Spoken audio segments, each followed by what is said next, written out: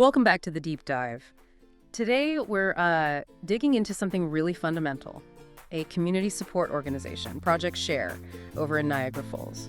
We're looking at its structure, its history, and critically, how it's dealing with some pretty intense current pressures. It's so important to look under the hood like this because, when you examine the nuts and bolts of an organization that's been around for decades, you really see how these support systems have to bend and flex, how they adapt to, changing community needs and economic stress. Right. So our mission today is to unpack the sources we have, understand how Project Share evolved, what its core services look like now, and the specifics of its high-demand holiday programs. Exactly. And we can even start with the name itself, Project Share. It's an acronym, and it tells you a lot right off the bat. Ah, okay. Lay it on us. What does SHARE stand for? So it's Support, Housing, Awareness, Resources, and Emergency, SHARE. That scope, it immediately signals this isn't just a food bank. It's aiming broader, trying to tackle poverty on multiple fronts. That makes sense. Support, housing, awareness, resources, emergency. Got it. So let's track back a bit. Where did it all begin? It wasn't always Project Share, was it? No, it wasn't. It actually started way back in 1989.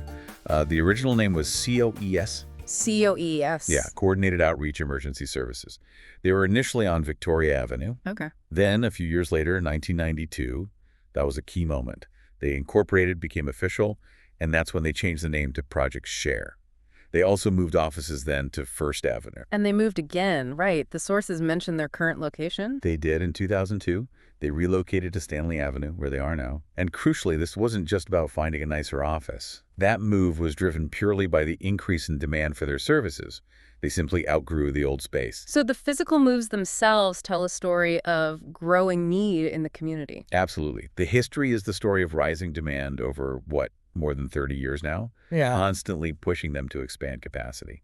So after all this time, how would you define their core identity now? What's the main function? Well, fundamentally, they're a nonprofit charitable organization. Their job is providing essential support services, for individuals and families in Niagara Falls who are in need. And while they have this big vision ending the struggle against poverty, the reality on the ground is clear. Which is? The most accessed service, day in and day out, is the emergency food program. That's the front line. That tells you where the most immediate, acute pressure point is for people. And it sounds like they try to handle that pressure with certain values in mind. The sources mention dignity, respect. Yes, that's highlighted. Dignity, respect, compassion, understanding. They emphasize these in their interactions. It suggests, a commitment to treating people well, even when things are incredibly stressful for everyone involved. It also seems like they're focused internally, too, like building an effective organization. Right. They talk about fiscal and social responsibility, which is key for a nonprofit. And also about working as a team with the community. It points towards a professional, thoughtful approach to managing resources and programs, even when the external environment feels pretty chaotic. Okay, speaking of chaotic, let's get right into the urgent stuff mentioned in the sources. This really caught my eye. A 20% increase in requests for emergency food support, just compared to last year. Yeah, that's a huge jump, 20%. That's not just a statistic. It's a potential operational breaking point. It really puts things in perspective. It absolutely does. And that surge, that sheer volume, it forced what the organization itself is calling a heartfelt decision about their upcoming 2025 holiday program. Right, the decision about the toys. Exactly. They essentially had to triage. They had to prioritize the most fundamental need, ensuring people have access to essential food above, everything else. So the outcome is no toys this year through their program. That must have been incredibly difficult, sacrificing that bit of holiday joy. Oh, undoubtedly painful. But it's a stark example of emergency resource allocation, isn't it? When the need for basic sustenance surges like that, every available resource has to be channeled there. So how are they providing the holiday assistance then, if it's focused just on food? It's being done through grocery gift cards, specifically for a holiday meal. The structure they've set up is $25 per family member. But there's a cap. A maximum amount. Yeah, a maximum of $125 per household. This way, families get some flexibility to buy what they actually need for their meal. Okay, and who qualifies? What are the eligibility rules? This is where the details matter. You do. You need to be a resident of Niagara Falls, naturally, and your household income has to be below the poverty line. They use the definition set by Statistics Canada for that. And people need proof, I assume. Yes, verification is necessary to make sure the support goes where it's intended. You need documentation, things that verify your household income, your Niagara Falls address, and you need ID for all permanent members of the household. Mm. And crucially, this verification needs to have been done within the last 6 months. Within the last 6 months, Yep. okay.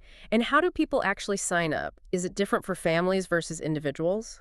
It is, and this is important for anyone listening who might need this help. There are two different registration paths. If you're a family with children aged 17 or under, you must register online.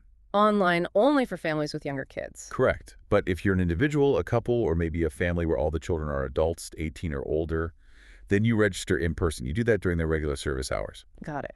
And are there deadlines people need to know? Absolutely critical. The online registration for those families with kids 17 and under closes on Friday, December 19th, 2025. The in-person registration runs longer, starting November 3rd and going right up until that same date, December 19th. Okay, November 3rd to December 19th for in-person. Online closes December 19th. And there was a note about coordinating with other charities. Yes, very important. They specifically mention working with the Salvation Army and likely others too. They strongly ask that people only register for holiday help from one community program. That makes sense. Spreading the resources. Exactly. It's about maximizing the reach across the whole city, making sure limited funds help as many unique households as possible. So to meet this huge need, especially trying to help over 6,300 people, they obviously need community support themselves, which leads us to their big fundraising campaign. Right, the Stuff the Bus Challenge. This is their main annual drive. It fuels not just the Christmas program, but also the ongoing emergency food program year-round. And who gets involved in Stuff the Bus? It's a real community-wide effort. You have businesses involved, schools, various community groups all across Niagara Falls. They collect non-perishable food items and also monetary donations. And there's an actual bus involved. There is. That's the visual centerpiece. Mhm. A Niagara Regional Transit bus literally makes the rounds.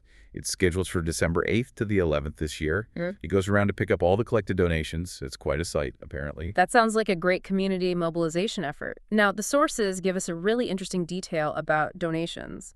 The difference between giving food versus giving money. Yes, this is so crucial for donors to understand. They put a value on the food donations it's calculated at $3.64 per pound. Okay, $3.64 a pound. But, and this is the key point, financial donations, actual cash, offer a significant operational advantage to Project Share. How so? Well, think about it. Money is face value, of course, but Project Share can take that cash and use its professional buying power. They have these large-scale partnerships and affiliations. They mentioned Feed Ontario and Food Banks Canada specifically. So they can buy in bulk, get better prices. Precisely. They tap into huge supply chains, get institutional discounts that you or I could never access. It means they can stretch a donated dollar much, much further. They can turn $1 into significantly more food value than that $3.64 per pound figure implies for a direct food donation. So, bottom line, cash donations are actually more efficient for them. In many ways, yes. More efficient, more flexible. It lets them buy exactly what they need most at the best possible price.